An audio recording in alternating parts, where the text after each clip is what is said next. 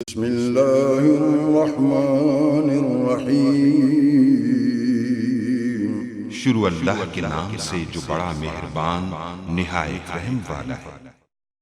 अस्सलाम वालेकुम गाइस। तो स्टोरी में हम डिस्कस करेंगे जितना भी हाईलाइट आपको हुआ येलो कलर में नज़र आ रहा है, ये सारे के सारा हम इस ट्यूटोरियल में जो है वो डिस्कस करेंगे। तो ये हमारे पास कंप्लीट एक चैप्टर है, जो यानी कि चैप्टर नंबर 9 है, इसको हम डिस्कस करने वाले हैं। तो इसके चलते मैं आपको दिखाता चलूँ कि जो ये हमारे पास ये हमारा इंटरप्राइज सिस्टम का जो है वो चैप्टर है। तो इसको हम या बुक से ये मैं नहीं पढ़ाऊँगा, बल्कि जो आपको सिर्फ बुक इसलिए दिखा रहा हूँ ताकि अगर आपको बुक चाहिए डिटेल के साथ पढ़ना चाहिए तो आप जस्ट मुझे कमेंट्स करके जो है बुक हासिल करें। इंशाल्लाह मैं आपको बुक और स्लाइड वगैरह जो भी चीज़ आपको चाहिए आईटी के रिलेटेड यानी मैं आपको वो प्रोवाइड करने की कोशिश करूंगा। तो जस्ट यहाँ देखें, ये बुक में बहुत डिटेल के साथ लिखा है। मैं आपको जस्ट यहाँ अभी स्लाइड से सिर्फ इन चीज़ों में इनके पूरे चैप्टर को कवर करने की कोशिश करें। चलते हैं स्लाइड, ये स्लाइड बुक के हिस्से ही बनाएगी। तो जस्ट इसको ओपन कर लेते हैं इनके बारे में। तो हम इंफॉर्मेशन सिस्टम सब्जेक्ट के बारे में डिस्कस कर रहे हैं। तो उसका चैप्टर नंबर देख से इंटरप्राइज सिस्टम है। अब सारा का सारा इंटरप्राइज सिस्टम के रिलेटेड होगा। तो अब इंटरप्राइज सिस्टम होता है कि सबसे पहले हम ये देखते हैं। तो इंटरप्राइज सिस्टम बेसिकली अगर मैं आपको एक सिंपल रियल लाइफ एग्जांपल में समझाने की कोशिश करता हूँ, जैसे कि आप जो नादरा में अपना शनाख्ती का आईडी कार्ड वगैरह बनाते तो वो आपको हर एक चीज़ के बारे में यानी कि आपको अभी कहाँ जो है फॉरवर्ड हो रहा है आईडी कार्ड वगैरह का कितनी डेट में आपको मिल जाएगा, क्या सारा कुछ आप बताते हैं। इसी तरह अगर आप TCS वगैरह करते हैं तो आपको बताते हैं कि अभी आपको क्या काम हो रहा है। या इसको सिंपल मैं आपको ये आपको TCS का तो नहीं पता, एक और एग्जाम्पल है जैसे कि ऑनलाइन शॉपिंग अगर वगैरह आपको करते हैं तो ऑनलाइन शॉपिंग वगैरह करते हैं या फिर इस तरह कोई भी काम करें तो उसमें क्या होता है कि आपको वो ऑर्गेनाइजेशन जो होती है वो आपको बताती है कि अब आपका जो इस दिन यहाँ से कंपनी यानी कि जो ऑर्गेनाइजेशन है यहाँ से भी पैकिंग होगा, जो आपका जो सामान निकला उसके बाद यहाँ शिपिंग हुई है इतने दिन में आपके पास पहुँचेगा। फिर वो बार बार आपको बताते रहते हैं कि यहाँ से आपकी शिपिंग पहुँच चुकी है, ये काम हो चुका है, वो हो चुका है, वो साथ साथ आपको गाइड करते रहते हैं। तो ये जो काम हो रहा है ये क्या हो रहा है, ये इंटरप्राइज सिस्टम के तौर पर ही हो रहा है। मतलब कि हर एक बंदे को हर एक को पता होता है कि क्या क्या काम है, मतलब कि एक सेंट्रल मैनेज जो वो किया जा रहा है। तो अब इंटरप्राइज सिस्टम भी यही होता है कि एक सेंट्रली मैनेज कर रहा था हर एक चीज़ को, यानी कि हर एक ये एक मिडल में चीज़ होती है जो कि हर एक को बता रही थी कि ये काम हो रहा है, हर एक बंदे को उसके चीज़ों का पता होता है। तो यहाँ हम लफ्ज़ी तौर पर पढ़ते हैं कि क्या मतलब है। तो enterprise is a central to organize and ensure information can be shared across all business functions and all level of management to support the running and managing of a business. तो ये वही चीज़ मैं आपको जो बताई है, ये कह रहा है कि जो यानी कि जो ऑर्गेनाइजेशन ये सेंट्रली मैनेज कर रही है, यानी कि जितने भी उसमें फंक्शन होते हैं, कितनी भी मैनेजमेंट होती है, जितने कस्टमर जो रिलेट कर रहे हैं, हर एक बंदे को पता होता है। यानी कि हर एक बंदे के साथ एक दूसरे का रिलेट होता है। लेकिन एक बंदा जैसे कि एक बंदा यहाँ देखें, ये एक बंदा ठीक है, वो मैंने ये यहाँ से कोई भी एक बंदा बना लेते हैं, यानी कि यहाँ से जैसे कि ये हमारे पास एक बंदा है, वो जो है आप इसके पास हर एक को रिकॉर्ड कर रहा है, हर एक का इसको देख रहा है, और जो जितने भी लोग मुख्तलिफ यहाँ लोग हैं उनके साथ इसका जो है वो रिलेशन है। ये अब हर एक ही बंदा सारों को इन्फॉर्म कर रहता है, तो वो बता रहता था, लेकिन इसके पास सारों का रिकॉर्ड होता है और ये हर एक को तला दे रहा है, हर एक के बारे में बता रहा था। ये क्या है,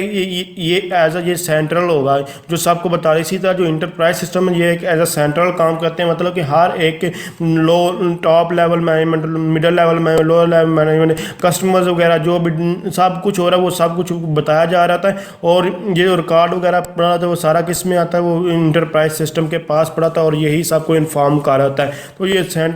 ये हमारे इंटरप्राइज सिस्टम सिंपल वर्डिंग में बताऊँ कि ये एक सेंट्रल जो है यानी कि एक सेंट्रल चीज़ जो कि हर एक ऑर्गेनाइजेशन में यानी कि बताता है। और हर एक ऑर्गेनाइजेशन में तकरीबन होता है, जो बड़ी ऑर्गेनाइजेशन होता है जैसे कि ERP एग्जाम्पल भी दिया, ये इंटरप्राइज रिसोर्स प्लानिंग जैसे कि हमारे पास सिस्टम होता है। तो ERP जो ये हमारे पास बड़ी ऑर्गेनाइजेशन होती है, इन्होंने ये इस तरह के रूल जो इम्प्लीमेंट किए होते हैं। और इंटरप्राइज सिस्टम में सिंपल वर्डिंग में यही है कि एक रिकॉर्ड पर एक डाटाबेस होती है जिसमें सब कुछ जो है वो मिडल में पड़ा होता है और वो हर एक को तला कर हर एक को बता देते हैं, हर एक जो भी काम हो रहा है वो उससे सारे के सारे वो रिलेट होते हैं। तो इसे कहते हैं इंटरप्राइज सिस्टम। अब इंटरप्राइज सिस्टम में हमारे पास यानी कि enterprise transaction processing system, enterprise resource planning. तो अब इंटरप्राइज रिसोर्स प्लानिंग तो आपको समझ लग चुकी। यहाँ हमारे पास बात ट्रांजैक्शन प्रोसेसिंग सिस्टम कहता है। ट्रांजैक्शन प्रोसेसिंग सिस्टम नाम से पता जा रहा है, मतलब कि जो हमारा इंटरप्राइज सिस्टम था, अगर पूरा इंटरप्राइज सिस्टम है उसको ये उसकी टाइप समझ, तो उसका अगर एक छोटा पार्ट ले लिया जाए तो वो हमारे पास ट्रांजैक्शन प्रोसेसिंग, मतलब कि किस तरह कोई भी जो है प्रोडक्ट है, कोई भी चीज़ कैसे डिलीवर हो रही है, कैसे वो बन रही है, कैसे ऑर्डर हो रहा है, सारे का काम कैसे हो रहा है। तो वो जो काम कैसे हो रहा है स्टार्टिंग से लेकर एंड तक उसको कहते हैं ट्रांजैक्शन प्रोसेसिंग सिस्टम्स है। तो मतलब कि यहाँ हमारे पास हर एक चीज़ का रिकॉर्ड्स होता है, यानी कि इसमें जो है ऑर्डर एंट्री कब हुई थी, इन्वेंट्री कंट्रोल, पे रोल कब हुआ था, अकाउंट पेएबल क्या था, अकाउंट रिसीवेबल क्या था, जर्नल लेजर वगैरह क्या था, सारे के सारा रिकॉर्ड्स किसी एक चीज़ के, यानी कि एक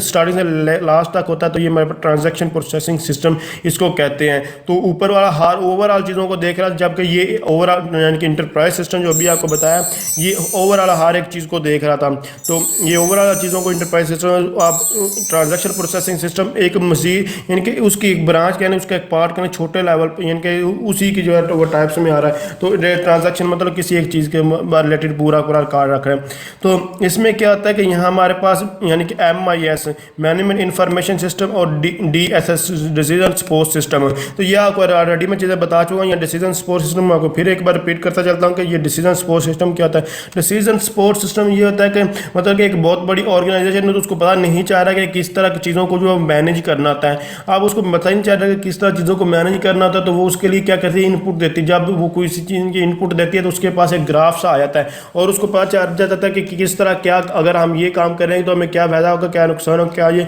मतलब कि वो ग्राफ के शो में आपको जो नज़र आता है वो सारा कुछ उससे डिसीजन सपोर्ट सिस्टम इसको कहते हैं। तो अब यही हमारे पास यहाँ जो है वो काम हो रहा है। यहाँ यानी कि आगे डायग्राम आती है उसके ऊपर मैं आपको जो समझाने की आप इसको जस्ट रीड आउट कीजिएगा। तो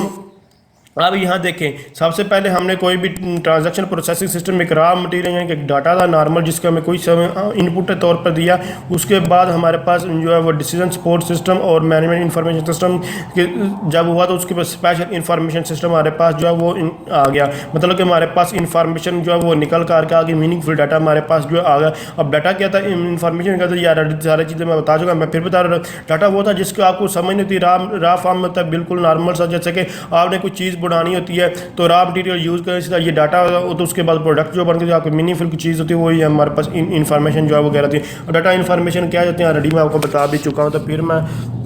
मैं आपको सिंपल इसकी अगर डेफिनेशन बताऊंगा, डाटा क्या है, raw facts and figure is known as data. तो उसके बाद information meaningful data is called information. तो ये सिंपल वर्डिंग में इसकी डेफिनेशन भी करना चाहें तो आप कर सकते हैं। उसके बाद हमारे पास method transitional transaction processing methods हमारे और उसके ऑब्जेक्टिव्स आते हैं। उसमें हमारे पास बैच प्रोसेसिंग सिस्टम और ऑनलाइन ट्रांजैक्शन प्रोसेसिंग सिस्टम आता है। अब बैच प्रोसेसिंग सिस्टम का बैच नाम से बैच का मतलब होता है ग्रुप यूनिट प्रोसेसिंग सिस्टम। इसमें क्या होता है कि एक कंप्यूटर के ऊपर सारे का सारा डाटा जो है इकट्ठा किया जाता है। यानी कि ये नहीं सारे का सारा डाटा जो है जैसे जैसे डाटा आ रहा है उसको इकट्ठा किया जा रहा है और उसको बाद यानी कि उसको बाद पर उसको प्रिपेयर किया जाता है, तैयार किया जाता है किसके लिए, प्रोसेसिंग करने के लिए। किसी तरह की प्रोसेसिंग करेंगे कि सिंगल यूनिट और बैच मतलब कि एक ही बहुत मुख्तलिफ जगह से डाटा आई जा रहा है और उसको एक ही जगह पर जो स्टोर किया जाता है ताकि उसको बाद में ज़रूरत भी हो तो वहाँ से एक सिंगल यूनिट उसको ले लिया जाए, उसको प्रोसेस कर लिया जाए, उसको देख लिया जाए। तो इसे कहते हैं बैच प्रोसेसिंग सिस्टम। मतलब एक कंप्यूटर के ऊपर ही सारा डाटा जो है वो स्टोर हो जा रहा है, इकट्ठा कलेक्ट हो जा रहा है। मतलब कि जैसे कि यहाँ हमारे पास एक कंप्यूटर पड़ा हुआ है, ठीक है, वहाँ से यानी कि यहाँ से डाटा यहाँ से आई जा रहा है, यहाँ डाटा आई जा रहा है जो भी डाटा मुख्तलिफ जगह से आ रहा है उसको यहाँ जो है वो कलेक्ट किया एज ए यूनिट और उनको उसको तैयार किया जाता है कि उसको बाद में अगर किसी को चाहिए भी तो एज ए सिंगल यूनिट उसको आगे जो है इस तरह जो है वो डिलीवर भी कर दिया जाए एज अ ज़रूरत जैसे भी आए। उसके बाद हमारे पास ऑनलाइन ट्रांजैक्शन प्रोसेसिंग OLTP से कहते हैं। तो ऑनलाइन ट्रांजैक्शन नाम से पता चला है, जैसे कि आप एयरलाइन टिकट वगैरह करवाते हैं, कोई भी ऑनलाइन काम जो है वो शॉपिंग वगैरह करते हैं तो उसमें इसमें computerise processing in which each transaction is process immediately हो रही होती है। तो इसमें क्या था कि ऑनलाइन सारे का हर एक पब्लिक के तौर पर चीज़ पड़ी हुई है, जिसको जो चीज़ चाहिए होती है वो जस्ट ऑनलाइन वो ट्रांजैक्शन कर रहा होता है, अपनी ज़रूरत के मुताबिक वो काम कर रहा है जो भी उसे चाहिए। जैसे कि एयरलाइंस टिकट एजेंसीज वगैरह के बारे में आपको ये एग्जांपल भी दे रही है तो आपको क्लियर हो रही होंगी। तो उसके बैच प्रोसेसिंग सिस्टम ये ऑनलाइन नहीं होता, ये ऑफलाइन यानी कि एक ऑर्गेनाइजेशन में सिस्टम कंप्यूटर के ऊपर ही डाटा पड़ा होता है उसको देख रहे हैं दोनों ही कंप्यूटर, लेकिन ये ऑनलाइन डाटा होगा। इसमें ऑनलाइन पब्लिकली जैसे कि इंटरनेट वगैरह के थ्रू आप यूज़ कर, लेकिन यहाँ ऑनलाइन चीज़ें नहीं होंगी बल्कि इसमें क्या होगा यहाँ जो डाटा बस कलेक्ट किया जा रहा है जहाँ का एज ए ज़रूरत हम जब चाहे हम उस डाटा को वो देख लें, उसको कलेक्ट कर लें, उसके ऊपर उससे इंफॉर्मेशन हासिल कर लें। लेकिन यहाँ जो हम अपनी ज़रूरत मुताबिक उसको इस्तेमाल साथ साथ करते जा रहे हैं, कोई कलेक्शन नहीं है, जो अकेला बंदा भी है वो भी टिकट वगैरह जो करवा सकता है, सब कुछ वो काम कर सकता है। तो उसके बाद हमारे पास जो है ऑर्गेनाइजेशन एक्सपेक्ट क्या आती हैं, मतलब कि ऑर्गेनाइजेशन के ऑब्जेक्टिव्स क्या आते हैं। जी देखिए, आपने जो है ऑनलाइन सिस्टम जो वो बढ़ाया, ठीक है, आप वहाँ ठीक है, अच्छी चीज़ है और इंटरप्राइज सिस्टम आपने बनाया हुआ है, आप हर एक इतला वगैरह भी दे रहे हैं, सब कुछ कर रहे हैं, तो इससे फ़ायदा क्या था वो देखने वाले हैं, यानी कि ऑर्गेनाइज अगर ये नाम काम करता तो क्या था, आपने ऑनलाइन सिस्टम वगैरह बनाया, अब आप लोग जो है वो फ्री बैठे हुए हैं, अगर फ्री बैठे हुए हैं तो आप जो है वो फेक ट्रांजेक्शन वगैरह करना फेक ट्रांजेक्शन करने लग जाए। अगर आपने कोई भी यानी कि TCS वगैरह किया या कुछ भी ऑनलाइन परचेज, आप अभी शिपिंग में 2 दिन थे, आप बार बार पूछ रहे हैं कि शिपिंग कब हो रही है, कब हो रही है, कब हो रही है, तो ये सारी ये प्रॉब्लम जो है वो क्रिएट होती थी फेक फेक यानी कि वहाँ वो आपको बता रहे हैं कि यानी कि ट्रांजैक्शन अभी आपकी ट्रांजैक्शन नहीं हुई, अभी आपकी शिपिंग वगैरह नहीं हुई, यानी कि कुछ भी आपका काम नहीं हुआ, तो लेकिन आपको मैसेज आएगा आपकी ट्रांजैक्शन वगैरह हो चुकी है। तो ये जो हमारे पास ट्रांजैक्शन मेथड यानी इंटरप्राइज सिस्टम है, ये इससे हमें इन सारी चीज़ों से हमें बचाता है, यानी कि अवॉइड प्रोसेसिंग फेक ट्रांजैक्शन, मतलब फेक ट्रांजैक्शन वगैरह से हमें बचाता है, एक्यूरेसी और इंटीग्रिटी वगैरह में देता है। इसके अलावा हमें जो है रिस्पॉन्स और रिपोर्ट्स वगैरह भी हमें इससे मिलती रहती है, मतलब कि बार बार आपको बताते रहते हैं कि कहाँ कब और कहाँ जो आपका जो है वो स्टेटस जो है वो अभी पहुंच चुका है किसी भी चीज़ का, तो ये हमें इसका फ़ायदे होते हैं और भी आगे हैं। तो यानी कि एफिशिएंसी आपको बढ़ाता है और उसके अलावा कस्टमर सर्विस को बेहतर करता है और कस्टमर जो है वो उसको बिल्ड और मेंटेन, मतलब यहाँ हमारे पास एक लफ्ज़ आता है कम्पिटिटिव एडवांटेज। अब यहाँ में ये अचीव करता है कम्पिटिटिव एडवांटेज, बहुत इंपॉर्टेंट चीज़ है। कम्पिटिटिव एडवांटेज क्या था मैं डिटेल के साथ पहले बता चुका हूँ, तो यहाँ हमें कम्पिटिटिव एडवांटेज वो मिल रहा है, वो यही है कि आपकी ऑर्गेनाइजेशन आप बता रही है सब कुछ एट अ टाइम जो है सब कुछ बता रही, मुख्तलिफ ऑर्गेनाइजेशन में भी छोटी ऑर्गेनाइजेशन ये काम ना करती हों कि जो बार बार स्टेटस के बारे में ना बताए कि आप कितना काम हो चुका है, अब आपका कितना काम हो इतना हो जाए, शिपिंग यहाँ तक पहुँच चुकी है, ये ऑर्डर हो चुका है नहीं हुआ, आपको साथ में बताए। ये आपका ये जो हमारे पास ये सिस्टम होते हैं यानी कि इंटरप्राइज सिस्टम होते हैं, ये इसमें ये कम्पिटिटिव एडवांटेज ये आपको बार बार इतला करते रहते हैं, तो ये इसलिए आपका ये competitive advantage as a small organisation उनकी निस्बत है। तो उसके बाद हमारे पास ये ट्रांजैक्शन प्रोसेसिंग एक्टिविटीज़ आपको बता दो, यानी कि ऑपरेट डाटा बेसिस होती रहती हैं पर डिफरेंट रिपोर्ट्स वगैरह आपके पास आती रहती हैं, तो ये सारी चीज़ें आपको क्लियर कर चुका हूँ। उसके बाद यानी कि यहाँ हमारे पास इनपुट होती है, फिर प्रोसेसिंग होती है और हमें आपको आउटपुट मिलती है, वही सारी चीज़ें ये वही लिखी हैं जो आपको मैं चीज़ें बता दूँ, जस्ट आप इसको रीड आउट क्योंकि आपको मैं कंसेप्ट क्लियर करने की कोशिश कर रहा हूँ। तो ट्रांजैक्शन प्रोसेसिंग सिस्टम की एक्टिविटीज़ की ये डायग्राम बहुत ही इंपॉर्टेंट है जिसको याद करना को लाजमी। तो इसमें क्या होता है कि सबसे पहले हम आपका कहते हैं डाटा को कलेक्ट करते हैं, डाटा को इकट्ठा करते हैं, उसके बाद डाटा को एडिटिंग करते हैं। एडिटिंग करने क्यों करते हैं, क्योंकि उससे पता चले कि कौन सा डाटा अच्छा है और कौन सा बुरा है, जो यानी कि जो बैड कौन सा डाटा और गुड डाटा, जो बैड डाटा उसको दोबारा यानी कि डाटा करेक्ट कर यानी कि उसको करेक्शन करने के लिए दोबारा उसमें जो ओरिजिनल डाटा उसमें डाला जाता है, ताकि दोबारा बार बार उसको प्रिपेयर करा, जो अच्छा डाटा उसको डाटा मैनिपुलेशन के लिए भेजता है। जब मैनिपुलेशन उसकी हो जाती है उसके बाद डाटा को स्टोर कर दिया जाता है जगह जिस जगह पे हमें करना था, और उसके बाद ट्रांजैक्शन उसकी रिपोर्ट और डॉक्यूमेंटेशन जो है वो बना ली जाती है। तो ये सारी चीज़ें आगे आपके पास डाटा कलेक्ट करना, नाम से पता चल रहा है कि डाटा को इकट्ठा करना, जिस डाटा की हमें ज़रूरत है वो उसको आप डाटा मैनुअली भी मतलब कि खुद से मैनुअली भी कर सकते हैं या ऑटोमेटिकली कर सकते हैं, ऑटोमेटिकली स्कैनर के थ्रू यानी पॉइंट ऑफ सेल के थ्रू कर सकते, डिवाइसेज का टर्मिनल वगैरह के किसी भी सोर्स से आपको जिस तरह का डाटा चाहिए उस हिसाब से उसको कलेक्ट करते हैं, इकट्ठा करने के उसको एडिटिंग करते हैं। मतलब एडिटिंग क्यों करते हैं, क्योंकि उसमें अच्छा बुरा डाटा जिस तरह का भी आपके पास जो है आपको पता चल जाए, मतलब quantity and cost of data must be numeric, इसमें कुछ होनी चाहिए, मतलब कि ये न्यूमेरिक फॉर्म में डाटा उसकी कॉस्ट वगैरह होनी, मतलब कॉस्ट जैसी सी 1000 कितनी होगी, और उसका नाम जो अल्फ़ाबेटिक मतलब ABC वगैरह में उसका नाम वगैरह ये चीज़ें बता रहे हैं, ये जस्ट आपको रीड आउट करने की इसकी ज़रूरत है। तो सिंपल यही है कि आपको checking data for validity and completeness to detect any problem, मतलब कि जो आप जिस प्रॉब्लम कोई भी डाटा जो किसी प्रॉब्लम के सोल्यूशन के लिए है जो इकट्ठे किया जाता है, आपको प्रॉब्लम आई है किसी कस्टमर ने कोई चीज़ आपको कहा कि आपको मुझे बना कर दे, तो बेसिकली वो कस्टमर की प्रॉब्लम थी, आप उस प्रॉब्लम को सॉल्व करने के लिए डाटा इकट्ठा कर रहे हैं। अगर वो डाटा आपकी वो प्रॉब्लम को सॉल्व नहीं करे तो उसको क्यों इकट्ठा करेंगे, क्यों कलेक्ट करें, तो यही डाटा जो एडिटिंग यही जो आपको बताता है। तो ये आपको वैलिडिटी और कंप्लीटनेस वगैरह के लिए ये यूज़ होता है। उसके बाद डाटा की करेक्शन वगैरह की जाती है, मतलब कि जहाँ आपको डायग्राम में जो अभी आपको बताया यानी कि डाटा एडिटिंग में जो ठीक डाटा नहीं था उसको करेक्शन के लिए दोबारा डाटा के तौर पर फिर इनपुट दिए, फिर इनपुट जब तक कि वो करेक्ट नहीं होता। उसके बाद डाटा मैनिपुलेशन मतलब कि उसको मज़ीद बेहतर से बेहतर किया जाता है, जैसे कि क्लासीफाइंग डाटा उसके जो है उसके क्लासीफाइंग डाटा मतलब कि क्लासेज में डिवाइड कर मुख्तलिफ जगह पर उसको रख, जिस तरह मतलब कि यहाँ हमारे पास वेजिटेबल्स हैं और यहाँ हमारे पास जो है कुछ भी फ्रूट्स वगैरह पड़े हैं, आप वेजिटेबल को एक साइड पर कर दिएगा, फ्रूट उसको एक साइड पे कर दिया जाएगा, इस तरह और बेटा उनको एक साइड पे। मैं सिंपल रियल लाइफ एग्जांपल इसलिए दूंगा आपको इस चीज़ को समझ, उसको कहते हैं क्लासीफाई डाटा, जिस तरह जहाँ हमें जरूरत है उसको लाते डाटा, उसको सॉर्टिंग डाटा इनटू कैटेगरीज, यही सारी चीज़ें आ जाती हैं। Performing calculations, summarising result, storing data in organise data, further processing वगैरह, तो ये इसे कहते हैं मैनिपुलेशन वगैरह करना, उसको मजीद उस पर वर्क करना। जब सारा कुछ हो जाए उसको डाटा को स्टोर कर लेते हैं, यानी कि उससे जो उनके ऑपरेटिंग वन और मोर डाटाबेस विद न्यू ट्रांजैक्शन, मतलब डाटा को स्टोर कर लेता है ताकि उसको एज ज़रूरत उसको बाद में रिट्रीव वगैरह जो है वो किया जाता है अच्छे वैसे, और उसकी डॉक्यूमेंटेशन वगैरह बना दी जाती है, रिपोर्टिंग वगैरह जो है कि ये का हार्ड कॉपी के ऊपर हो सकती है, या फिर आप जो है यहाँ ये देख सकते यहाँ बताया भी गया स्क्रीन के ऊपर भी कहीं भी आप हो सकती हैं। तो यहाँ इसको आप जस्ट एक बार रीड आउट कीजिए इसको। तो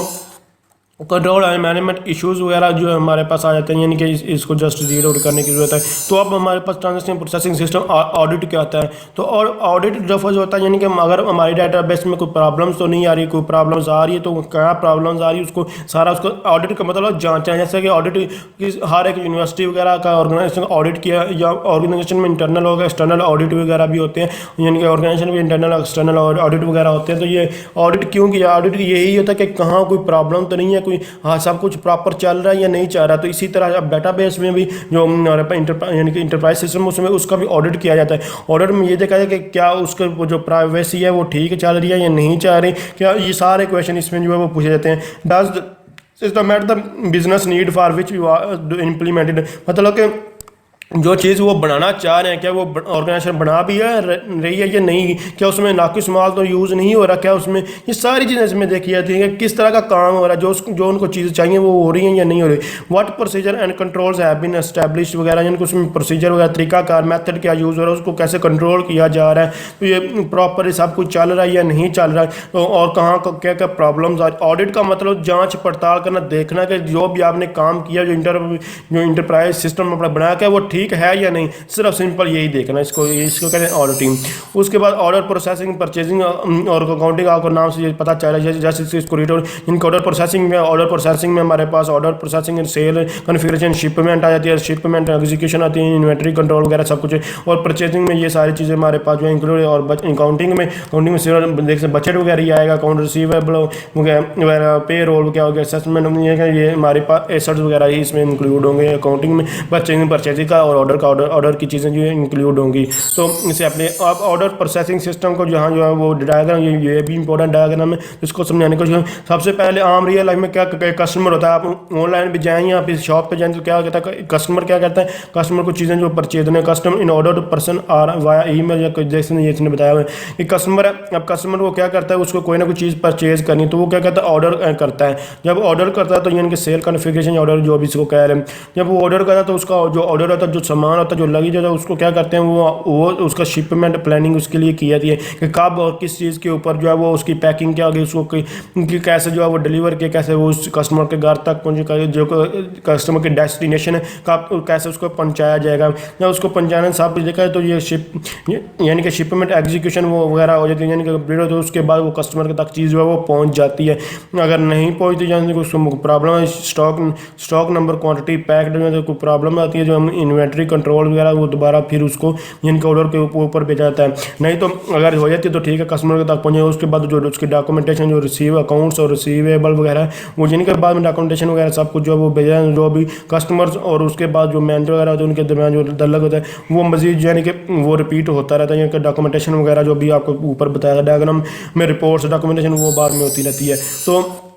ऑर्डर प्रोसेसिंग सिस्टम में मज़ीद यानी कि ये सारी में इनके ऑर्डर एंट्री कैसे है, सेल्स कन्फिग्रेशन क्या है, शिपमेंट प्लानिंग क्या है, शिपमेंट एग्जीक्यूशन क्या है, ये सारी अभी डायग्राम बनाइए, ये वो डायग्राम के मुताबिक है। जस्ट आप इसको जो है इसमें यानी कि इस हिसाब से आपने इसको रीड आउट करना है। ये हॉरिजॉन्टली रो वाइज ये फर्स्ट रो है, ये सेकंड